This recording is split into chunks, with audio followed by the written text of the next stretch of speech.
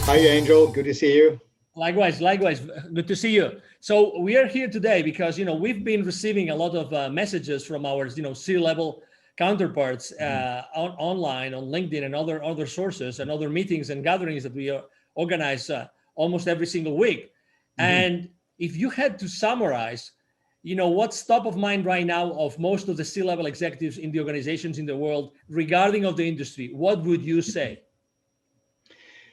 Angel, other than some of the obvious ones like Amazon and Apple and some of the digital companies who are doing very well under the current situation, the significant majority of companies are just focusing on preserving capital, staying afloat, not running out of cash, and just re-engineering the way they do things.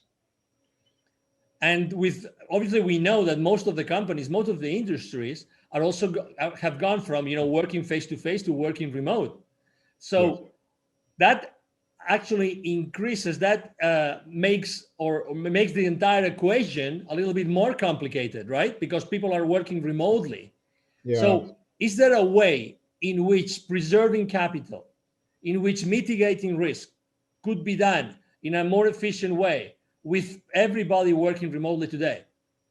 Yeah, I really believe that there is a way of doing this. It's lonely out there.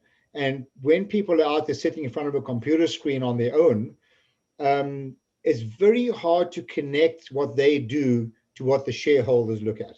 The shareholders are interested in one thing: demonstrate sustainable profits and cash flow, okay? And demonstrate sustainable profits and cash flow, and demonstrate to me how we can stay alive at this point in time. Normally, we're looking at a trajectory. How can we increase profits and cash flow? Today, I think we want to sustain profits and cash flow, but the employees are an extension of the CEO's promise to the board and to the shareholders. So in answer to your question, people are sitting in front of a computer screen, working from home, maybe working through some kind of virtual connection as we are doing here. It's very lonely out there. How do you really get them focused on connecting their activities to shareholder expectation? That comes with education. And another issue here, Angel, is that people tend to think of numbers in isolation. They tend to have silo thinking. So for example, people focus on increasing sales.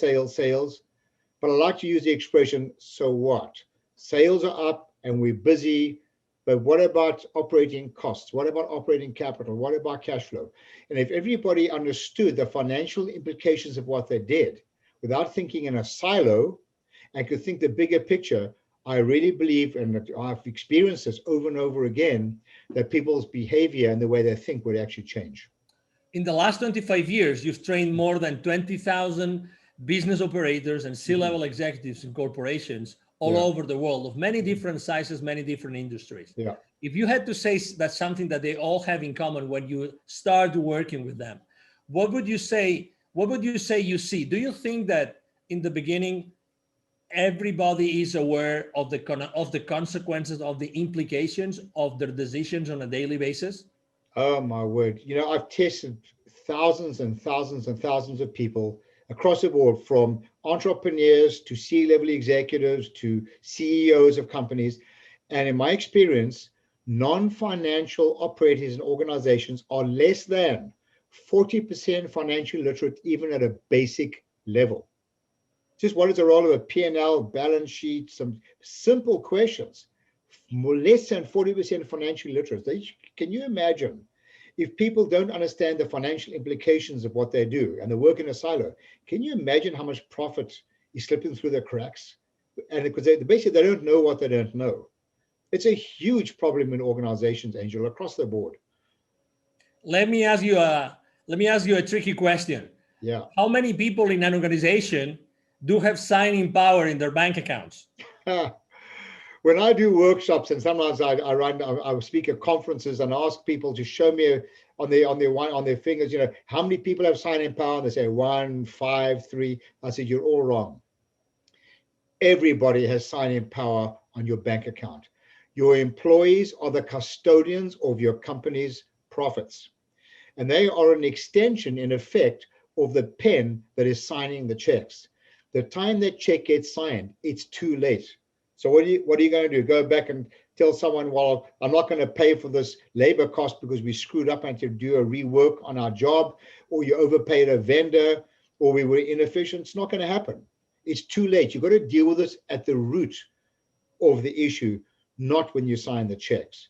So yeah, everybody should have a clear understanding, especially now when they're working on with limited resources and cash availability. Now especially people should be aware of it and incentivize them accordingly. We are right now talking about being the custodians of the profitability of their own company. Mm-hmm. But do you think that knowing that every single company out there is trying to, preserve capital and mitigate risk, do you think that sales forces right now, the sales forces in the world, are mindful enough about preserving their clients' company capital and mitigating their clients' companies' risks? Great question. The answer clearly is absolutely not. I've often suggested to business operators, owners, to have this conversation with their salespeople and make a statement something like this. The moment you make a sale, you are part of your customer's problem. And people look at me like, how can you say that? I said, it's easy. Because the sale represents revenues on your financial statements and an expense on your customer's financial statements. And it is incumbent upon a professional salesperson to demonstrate how the cost on their P&L, the customer's P&L, what the service that you're offering, the contribution will equal or exceed the cost on their P&L. And until that happens, you are part of their problem. So in fact, I believe that salespeople should be rewarded on the profit or the ROI made on your products in their company, never mind your own company. Now we're talking. Is it fair to hold the sales force, the salespeople accountable right now because of their lack of knowledge of this? No, it's simply not reasonable. I mean, one cannot reasonably hold people accountable if you don't engage them and educate them. It's not reasonable. They're working in a silo. They're working blind. It's like walking towards a cliff with your eyes closed. So how can you expect people to make fiscally responsible decisions when they're actually completely naive? I mean, you ask people, how much volume must you sell when you discount? I can count on my one hand out of the tens of thousands of people I've trained. How many people give me the right answer? It's something as simple as that. For the people discounting like crazy to get more business. For the people that would like to continue the conversation with you, what's the best way to reach out to you, Neville? Oh, just email me. I love having these conversations in case you didn't notice. So it's Neville, Neville, at bizwisdom.com, bizwisdom.com. Contact me. I'd love to have a conversation with you. Excellent. Thank you very much, Neville, for being with us today. You're very welcome, Angel. It's always a pleasure. Thank you very much. And I'm sure that you have enjoyed this conversation with Neville Joffe as much as we have, the CEO of BizWisdom. Thank you for being here with us today, and hope to see you soon in our next interaction with Mr. Neville Joffe. Have a great day. Bye-bye. Bye now.